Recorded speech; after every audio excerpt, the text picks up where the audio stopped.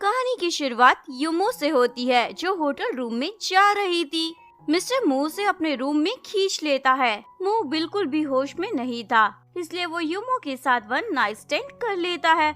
युमो जैसे ही जागती है, एक नोट लिखकर कुछ पैसों के साथ वहाँ छोड़ जाती है। जैसे ही मिस्टर मू रूम में आता है, युमो वहाँ से गायब थी। उसे उसका नोट मिलता है, जिसमें लिखा होता है, तुम्हारे साथ एक्सपीरियंस बहुत ही बुरा रहा। ये पढ़कर मिस्टर मू को तो गुस्सा आ जाता है।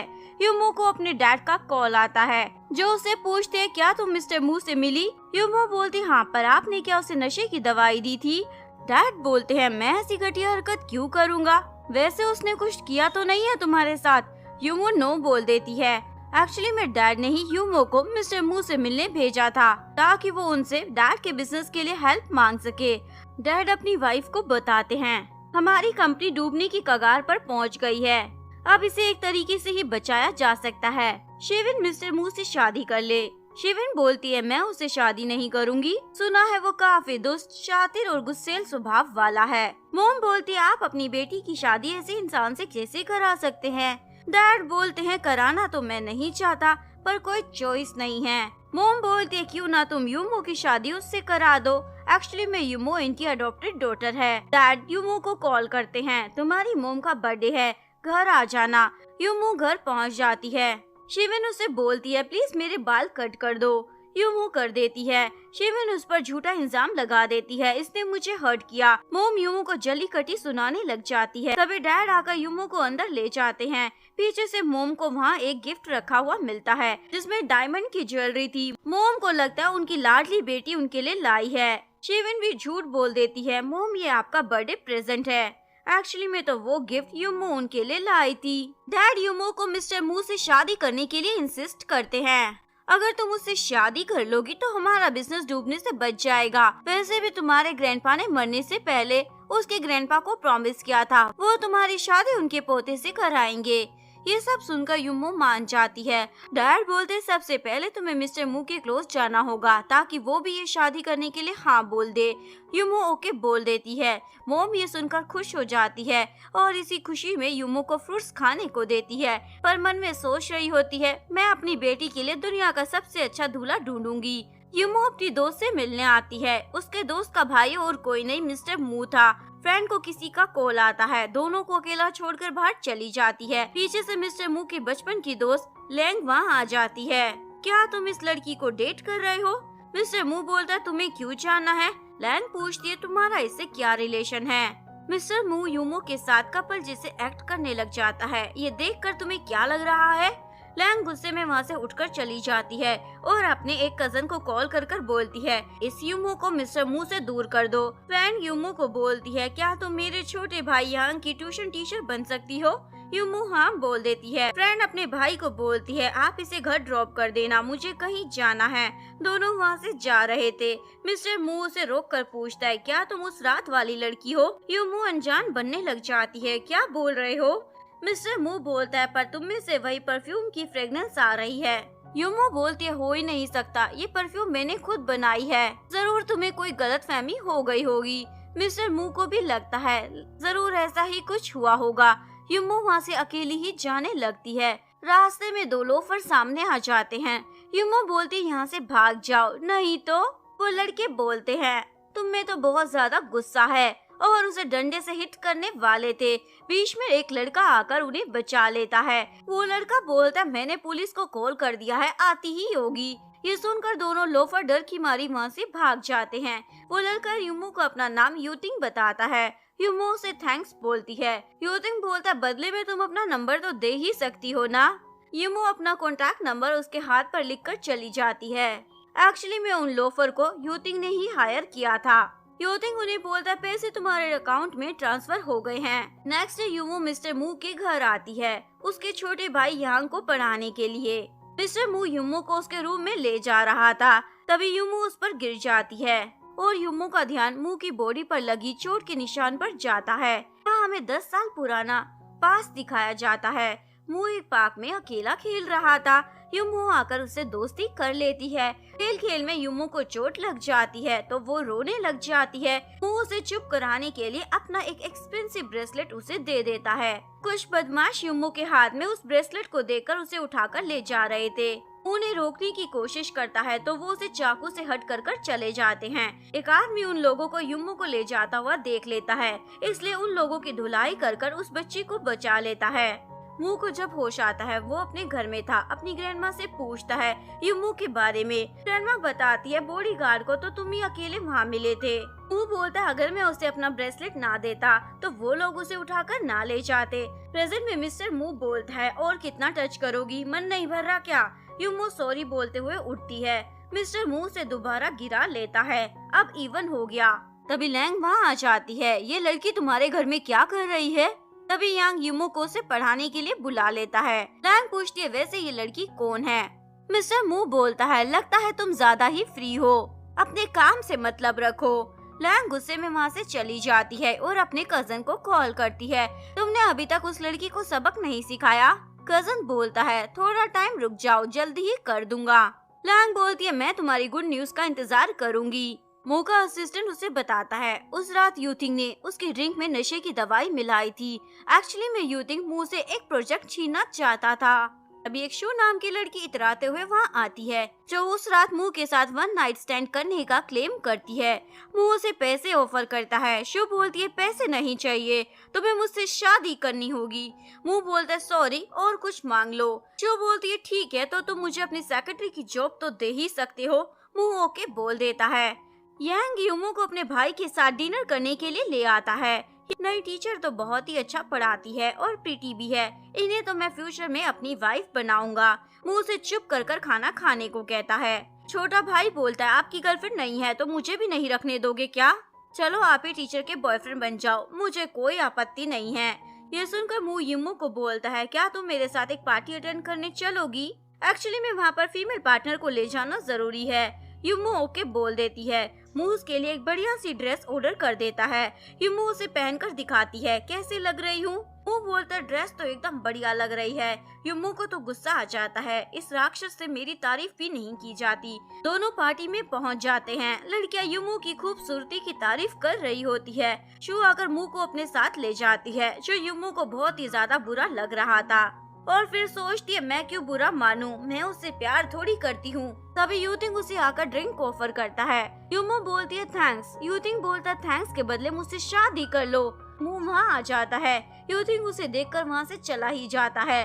मू युमो को साइड में ले जाकर बोलता है तुम उसे कैसे जानती हो? युमो बताती है उसने मुझे कुछ लफंगों से बचाया था। मू बताता है वो लैंग का कजन है और बहुत ही बुरा इंसान है, इसलिए उससे दूर रहना।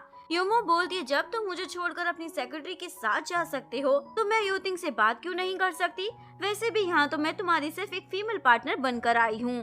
तभी यूथिंग आकर बोलता है इसे पता नहीं है लड़कियों की केयर कैसे करनी चाहिए, तो मेरे साथ आ जाओ, मैं बहुत ही जेंटलमैन हूँ। मिस्टर मू बोलता है ये मेरे साथ आई थी तो मेरे साथ ही जाएगी और उसे ब्लेजर से कवर कर अपने साथ ले जाता है। यूथिंग तो देखता रह जाता है। मिस्टर मू बोलता है दोबारा उसके पास भटकने की जरूरत नहीं है। युमो बोलती है मैं तुम्हारा टॉय नहीं जिसे तुम अपनी मर्जी से चला सको। मिस्टर मू बोलता है लास्ट टाइम बोल रहा हूँ। युमो बोलती है ठीक है इतना भड़क क्यों रहे हो? मिस्टर मू उसे नेकलेस गिफ्ट करता है और उसे बोलता है ज्यादा खुश मत होना क्योंकि ये इवेंट वालों की तरफ से था। युमो तो हंसने लग जाती है, यानी वो समझ जाती है मू ने उसे दिया है। मू बोलता है पसंद नहीं आया तो फेंक सकती हो। यूथिंग को अपने असिस्टेंट से पता चलता है जो गिफ्ट उसने युमो को भेजे थे वो उसने वापस कर दिए हैं। नेक्स्ट डे ग्रैंडपा मू के घर आ जाती है। मू पूछता है आप अचानक से कैसे आ गई? ग्रैंडमा युमो को देखकर पूछती है अगर नहीं आती तो पता कैसे चलता, घर में एक लड़की भी है। ग्रैंडमा मू को जल्दी से शादी करने को कहती है, मैं बूढ़ी हो रही हूँ। मू बोलता है आप टेंशन क्यों ले रही हैं? ग्रैंडमा बोलती है टेंशन क्यों ना लूं, तुम्हारी तो कोई गर्लफ्रेंड भी नहीं है। मू का छोटा भाई बोलता है मेरे टीचर भाई के लिए एकदम परफेक्ट पार्टनर है। ग्रैंडपा उसका नेम पूछती है तो छोटा भाई बता देता है। तभी युमो वहाँ जाती है। ग्रैंडमा बोलती है तुम तो बहुत ही ज्यादा प्रिटी हो और उसे अपने बर्थडे पार्टी में भी इनवाइट कर लेती है। युमो आने के लिए हाँ बोल देती है। मिस्टर मू का असिस्टेंट उसे बताता है यूथिंग ज्वेलरी प्रोजेक्ट को पाने के लिए गंदे तरीके यूज कर रहा है। तभी सेक्रेटरी शू आकर बोलती है, मेरे पास एक आइडिया है जिससे ये प्रोजेक्ट तुम्हें मिलेगा। मू पूछता है, बताओ क्या है।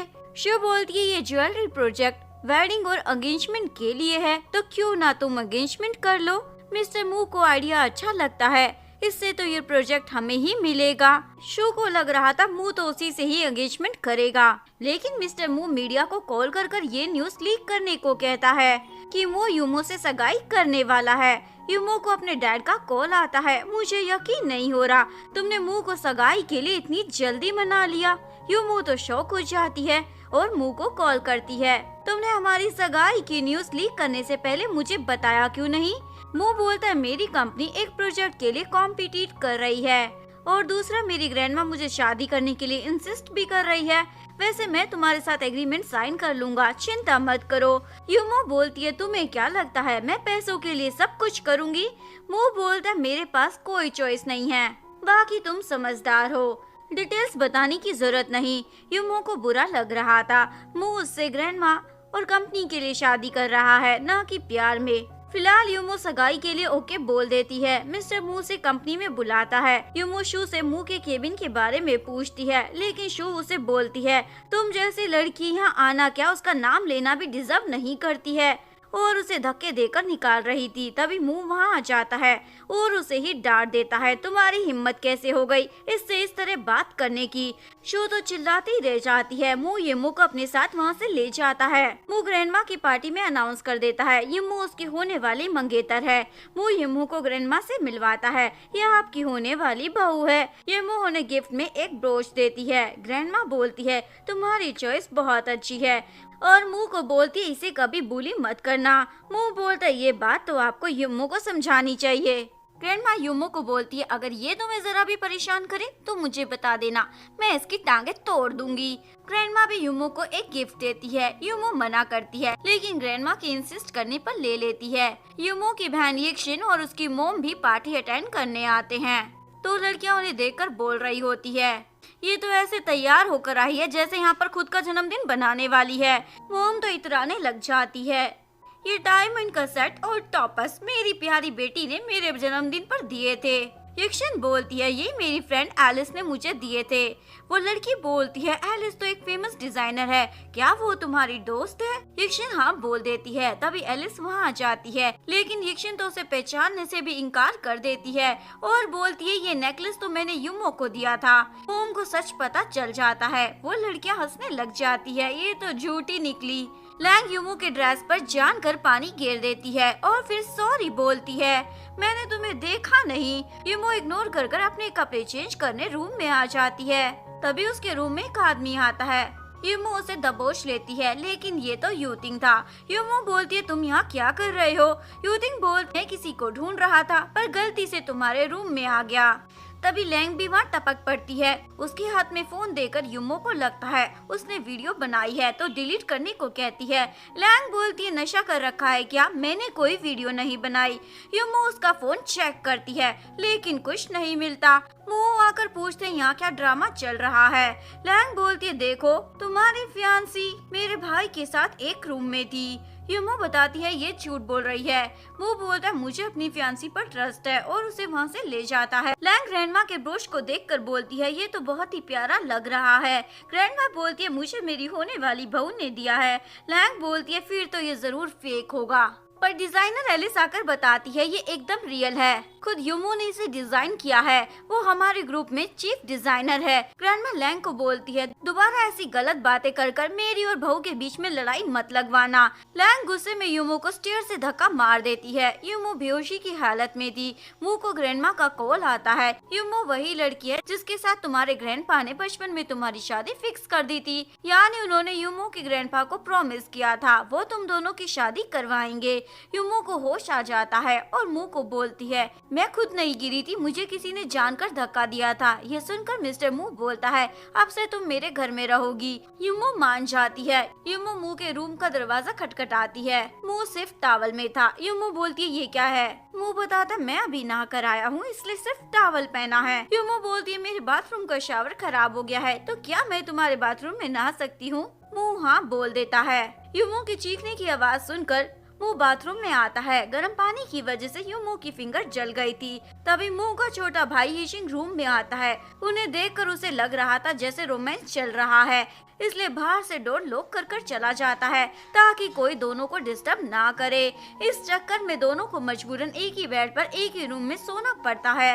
युमो पूछती है तुम्हारे शोल्डर पर ये चोट कैसे लगी? मुंह बताता बचपन में कुछ लोग किडनैप करने आए थे, उसी दौरान।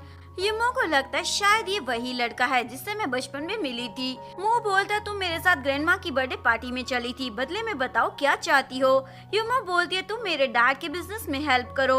मुंह ओके बोल देता है। जो मुंह को आकर बोलती है मैं तुम्हें लंबे समय से लाइक करती हूँ, इवन तुम्हारी फियांसी से ज्यादा सुटेबल हूँ।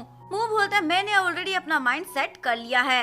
युमो यूतिंग से मिलने आती है और पूछती है बताओ तुमने मुझे क्यों बुलाया है? यूतिंग बोलता है बस ऐसे ही चिट चैट करने के लिए। युमो बोलती है जो कहना है जल्दी कहो, मैं बिजी हूँ। यूतिंग बोलता है क्या तुम्हें मुंह के साथ डेट पर जाना है? युमो बोलती है क्या फिजूल की बातें करने के लिए बुलाया है? यूतिंग सीधा बोल देता है आई लव यू और उस चेंजर को छोड़कर मेरे पास आ जाओ, वो तुम्हें हर्ट करेगा। ये सुनकर युमो उठकर ही जाने लगती है। यूतिंग उसे रोक कर बोलता है सोचकर जवाब देना। युमो के चाहते यूतिंग अपने आदमी को कॉल करता है। एक्चुअली में उसने ये सब रिकॉर्ड कर लिया था। युमो घर पहुंचती है। मुंह उन दोनों की न्यूज देख रहा था। तुम दोनों के बीच क्या चल रहा है? युमो बोलती है कुछ नहीं चल रहा। मुंह बोलता है तो ये क्या है? न्यूज में दोनों के प्यार के चर्चे चल रहे थे।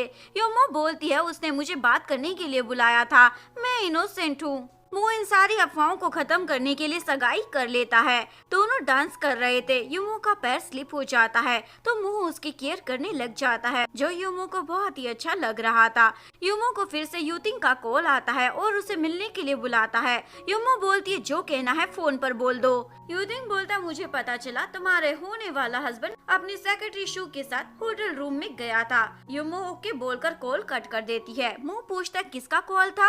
युमो बोलती है मैं तुम्हें क्यों बताऊं? मुंह बोलता है क्योंकि मैं तुम्हारा फियांसी हूँ। युमो बोलती हाँ पर फेक वाले। मुंह बोलता है मैंने कहा था ना उस यूतिंग से कांटेक्ट मत करना। तभी मुंह को किसी का कॉल आ जाता है, इसलिए वो चला जाता है। मुंह की बहन याया युमो को सैड देखकर इसकी वजह पूछती है।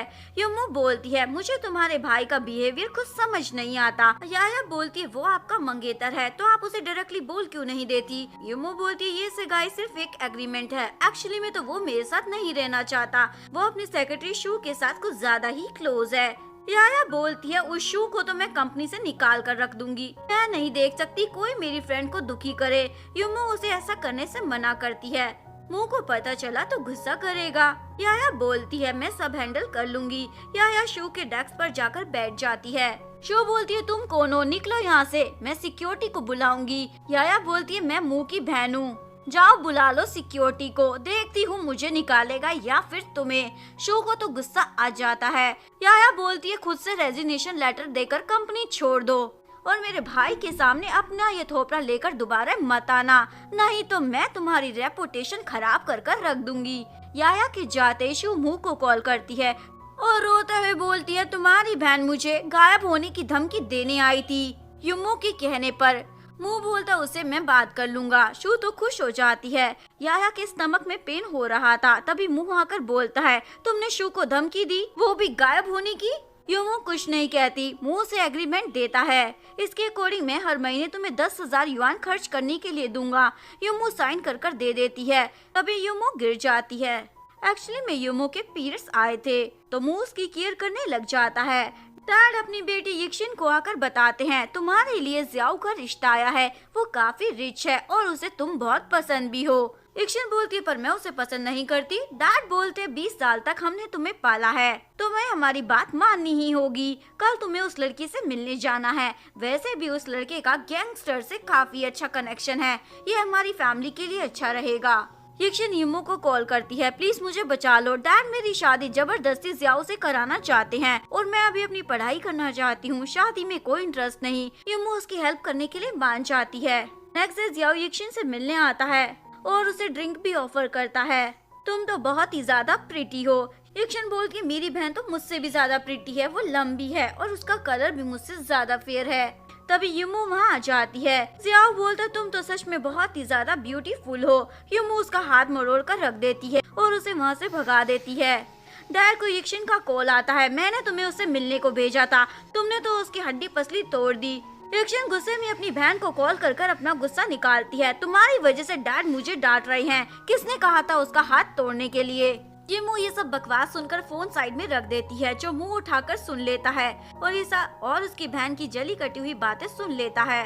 मुंह से बोलता है, अगर तुमने युमो को प्रोवोक करने की कोशिश की तो मैं तुम्हारी फैमिली को बैंकरप्ट करवा दूंगा।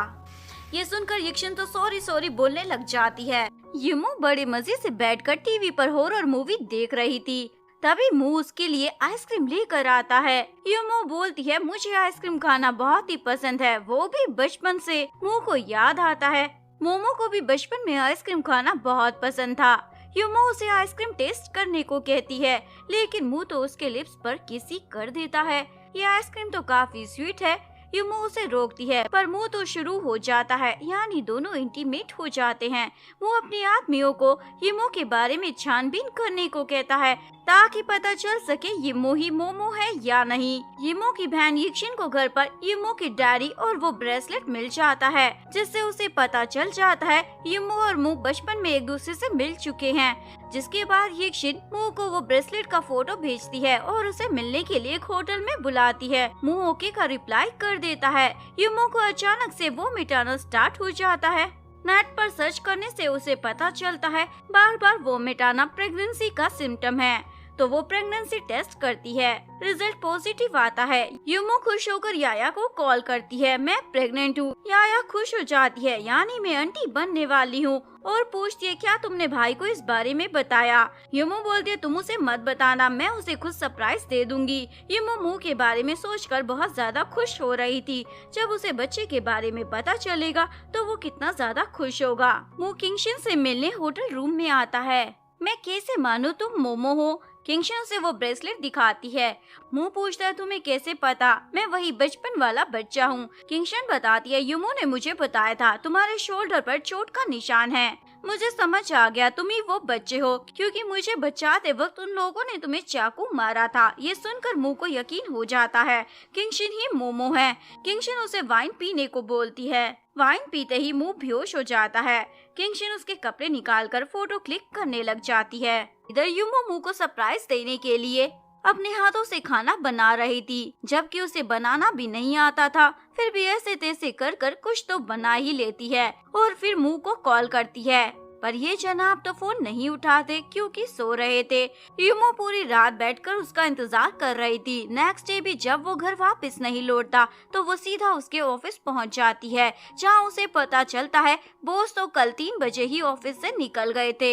युमो घर वापस आती है। किंगशिन उसे वो फोटो सेंड कर देती है।